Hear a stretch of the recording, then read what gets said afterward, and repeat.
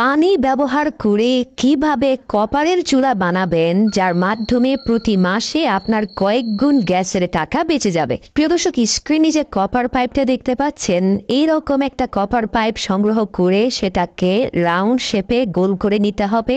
মনে রাখবেন, কপার পাইপের অগ্রভাগটা আপনাকে ব্লক করে দিতে হবে যেন সেখান দিয়ে কোনো গ্যাস বের হয়ে না যায়। এরপরে পুরো পাইপটাকে 3বার মুড়িয়ে নিয়ে যে কোনো একটা পাশে প্রতিটা রাউন্ড সার্কেলের মধ্যে 4টা করে হোল করতে হবে। সুতরাং 3টা সার্কেলে 12টা হোল হয়ে গেলে আপনাকে কপার পাইপটা স্থাপন করার জন্য একটা পাতলা কাঠের উপরে 4টা ক্লাম অ্যাডজাস্ট করতে হবে। প্রিয় দর্শক, স্ক্রিনে আপনারা যে ক্লামগুলোকে দেখতে পাচ্ছেন সেগুলোকে আমরা স্ক্রুর সাহায্যে কাঠের মধ্যে শক্তপোক্তভাবে লাগিয়ে দিচ্ছি। আর এই দুটো ক্লাম লাগানোর পরে অপোজিশনেও আরো দুটো ক্লাম লাগানো হয়েছে এবং এই ক্লামগুলোর মিডল পার্টে নাট সহ একটা বোল্টুকে এমনভাবে লাগানো হয়েছে যার অগ্রভাগটা ভেতরের দিকে বের হয়ে আছে। মূলত এই 4টা ক্লামের 4টা স্ক্রুর মাথায় আপনাকে কপারের পাইপটা স্থাপন করতে হবে। এবার আসুন ভিডিওতে দেখানো দুটো প্লাস্টিকের বক্স নিয়ে নিন, যেগুলোকে খুব শক্তভাবে আটকে দেওয়া যায়।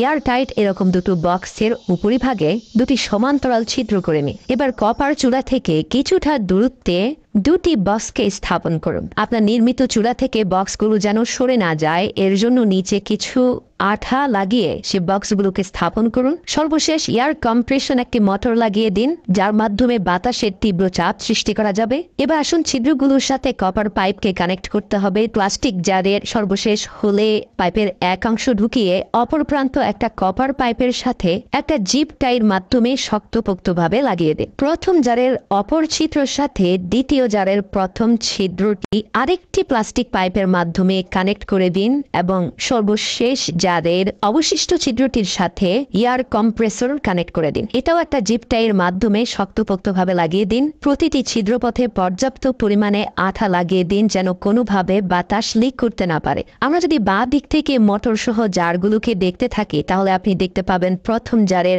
একটা পাইপ কানেক্ট রয়েছে মোটরের সাথে, দ্বিতীয় পাইপটা কানেক্ট রয়েছে প্রথম জারের সাথে, প্রথম জারের অপর পাইপটা কানেক্ট রয়েছে কপার পাইপের সাথে। এবার আসুন এই মোটরটাকে একটা ব্যাটারির সাথে কানেক্ট করাতে আমরা প্লাস মাইনাস তারগুলোকে সংযুক্ত করে দিই। পাওয়ার সোর্স হিসাবে একটা ব্যাটারি কানেক্টরও সংযুক্ত করে দেওয়া হয়েছে। এবার আসুন সর্বপ্রথম জারে আমরা 1 গ্লাস পরিমাণ বিশুদ্ধ পানি ঢালবো। তারপরে খুব মজবুত ভাবে এয়ারটাইট ঢাকনাটি লাগিয়ে দিয়ে দ্বিতীয় জারের মধ্যে আমরা 1 গ্লাস পরিমাণ পেট্রোল ঢালবো। ভাবতে পারেন পেট্রোল খরচ হবে? না প্রিয় দর্শক, মূলত পানি থেকে সৃষ্ট বাতাসের মাধ্যমে এই চুলাটা জ্বলবে। তো কিভাবে চলবে দেখুন, আমরা ব্যাটারিটা কানেক্ট করা মাত্রই যখন থেকে মোটরটা ঘুরতে আরম্ভ করলো, এয়ার প্রেসার ক্রিয়েট হলো পেট্রোলের মধ্যে। পেট্রোলের বক্স থেকে বের হওয়া বাতাস গিয়ে চাপ দিল পানির বক্সে। পানির জার থেকে বের হওয়া বাতাস, যার মধ্যে 90% পানি আর 10% পেট্রোলের জ্বলিত উপাদান মিলে একটা তীব্র আগুনের স্ফুলিঙ্গ বের হচ্ছে। তো সাধারণ গ্যাসের চুলার সাথে এই চুলার পার্থক্যটা কি? এই চুলায় আপনি মাত্র